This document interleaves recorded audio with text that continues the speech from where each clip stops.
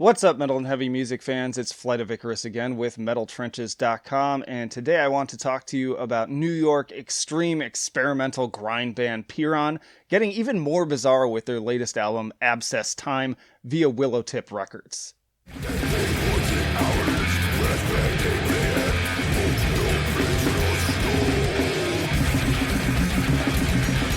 But before I do that, if you haven't already, please do subscribe to the channel and stick around afterwards because there's plenty more content for you to enjoy. From the very outset, it becomes exceedingly clear that this is not what passes for survival. Where that album seemed to be approaching some semblance of a more structured, cohesive vision of PYRRHON's technical prowess, Abscess Time does a trust fall backwards into utter bedlam and oblivion. The sickening start-stop groove of the title track has far more in common with the likes of The Stooges, Bleach-era Nirvana, and Swans than any foundational grind act. Its lurching bass riff and nauseating repetition like some broken funhouse ride. This is a deconstruction of the genre into pure freeform noise, the violent, unrestrained id personified.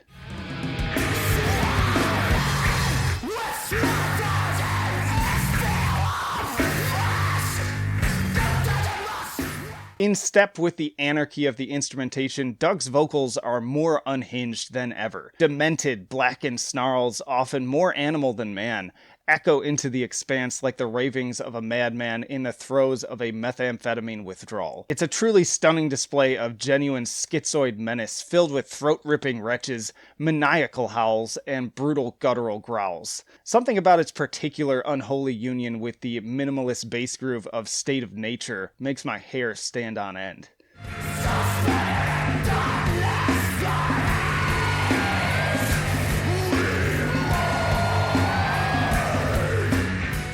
I spend much of Abscess Time feeling genuinely lost, scrambling desperately for steady ground. PYRRHON throw us a few footholds here and there with more familiar, albeit still viciously technical compositions like Another Day in Paradise or Down at Liberty Ashes, but far more of the runtime feels as if it's being made up on the spot. It's a torturous gauntlet of sonic abuse designed to corrupt the mind and contort the body into some Cronenberg monstrosity.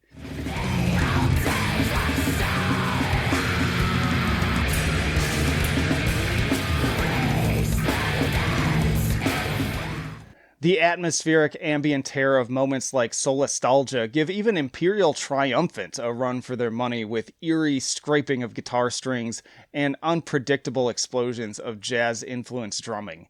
You have to wonder about the mental state of anyone who can dream up such uninvading nightmarescapes.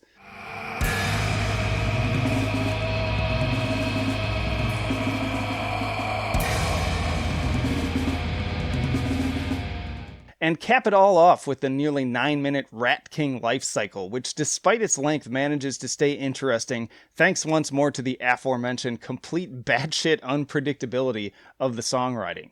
This one has more twists and turns than a David Lynch film. One moment rusty, chugging machinery grinding its way to an electrical fire, the next warbling its way through a lethargic alternative haze.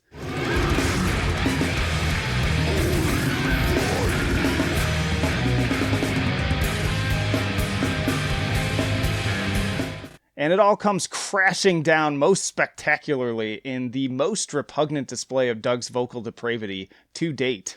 To make his overwhelming cynicism even more clear, I quote him in saying, "One of the most odious aspects of modern life is the insistence that you always act like you're insanely lucky or blessed to be doing what you're doing, whether it's a job or a creative pursuit. Projecting optimism and gratitude is basically a social requirement in most situations, even though the vast majority of people don't feel like that at all. Performing that sense of false cheer makes me feel like an evangelist for a religion I don't actually believe in. Somebody just needs a hug."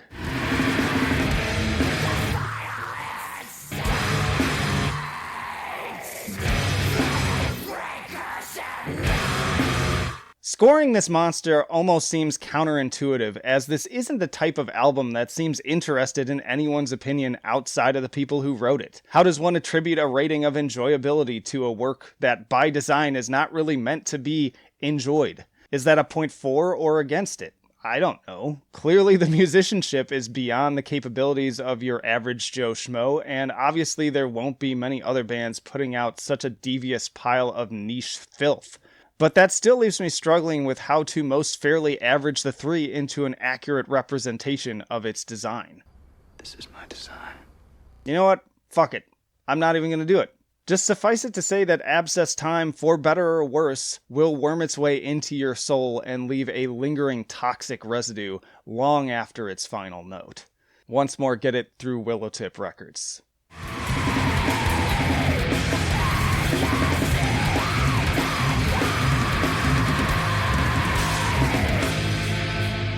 Y'all, thanks as always for watching. I really appreciate it. And as always, once more, please do subscribe to the channel if you haven't already, because there are so many more videos for you to check out. Other album reviews like this one, album roundups, the podcast, tier lists, you name it. If you're into metal and heavy music, we've got it here. So please do stick around. Also, hop down to the description. You can find links to all of our social media. You can also sign up for the email newsletter that I send out personally every Friday to keep you up to date with what's going on at metaltrenches.com. And also, if you're a returning viewer, please consider giving just $1 a month to our Patreon or Subscribe Star. It really helps me cover my overhead costs and also justify the time that I put into this. But that'll do it for this video.